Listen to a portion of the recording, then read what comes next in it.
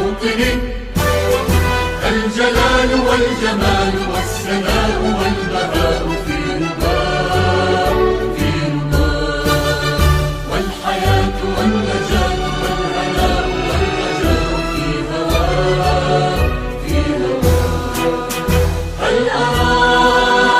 هل أراك سالما منعما وغانما مكرما، سالما منعما وغانما مكرما.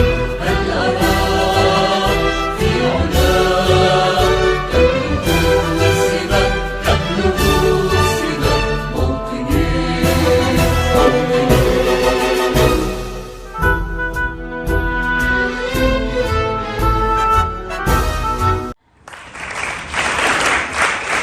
الرحمن الرحيم. علمي الغالي علم الكبرياء، علم الأجداد الكرماء، علمي قمر أبيض لامع في السماء يضغي بجماله على جمال كل الأشياء، علمي شمس ينشر الضياء في أفق بعيد المدى من البهاء. أعزائي التلاميذ والمعلمات الأفاضل، هذه فرصتنا للتعبير عن ولائنا للوطن، فلنغتنم هذه الفرصة ونقف وقفة عز وافتخار لنحيي معنا العلم الباسل تحية كاملة تليق به. تحية العلم تلقيها التلميذة منة المنان جاسر صف رابع، فلتتفضل. في علو أيها العلم، فإننا بك بعد الله نعتصم. جاءت تحييك هذا اليوم مؤمنة، أفراحها بك فانظر هذه الإمم.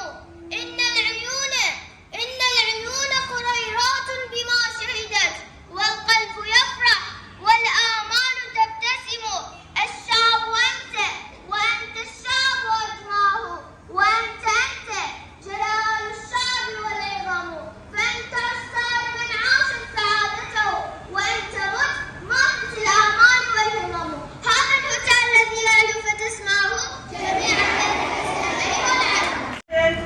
أن نبارك يومنا هذا باستماعنا إلى قوله العزيز الرحيم من كتابه الكريم، وأسمى الآيات تتلوها على مسامعنا التلميذة رهف محمد صف ثالث، فلتتفضل. الرحمن الرحيم. والتين والزيتون وطور السنين وهذا البلد الأمين، لقد خلقنا الإنسان في أحسن تقويم، ثم رددناه أسفل السافلين، إلا الذين آمنوا وعملوا الصالحات فلهم أجرهم غير ممنون. فما يكذبك بعد بالدين، أليس الله بأحكم الحاكمين.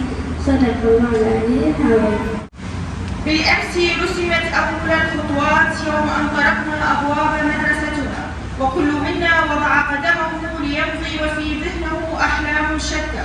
كنا نحلم أن نبني في رحابها أنفسنا، كنا نغرس في دروبنا كل قيمة ومبدأ نستعمله هنا لتشرق الأرض وتنتشي الدنيا بالخير الذي سيعم نواها على أيدينا بإذن الله. كنا نحلم وما زلنا نحلم وسنظل نحلم أن نصبح أفضل وأعظم ما دمنا هنا في مدرستنا مدرسة التقدمية الأهلية. كلمة يوم الخميس بعنوان الفصل الثاني تلقيها الست أسيل سلمان، فلتتفضل مشكورة. بسم الله الرحمن الرحيم. السيد الرئيس مجلس الإدارة المحترم، السيدة مديرة المدرسة الفاضلة، الكادر التدريسي، تلاميذي الأعزاء، صباح الخير.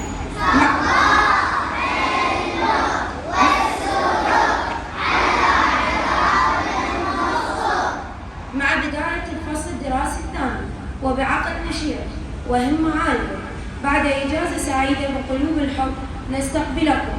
وأكبر أسرار التفوق هي البداية الصحيحة والقوية لتنظيم الوقت واستذكار نجاح هو ثمرة اجتهاد. ليكن شعارنا انطلاقة نحو التفوق، وبالعزيمة وبالعمل يد على يد نجدد العلم، حيث يكون من جد وجد ومن زرع حصد.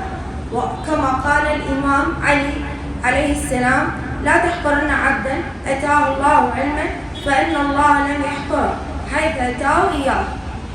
شكرا.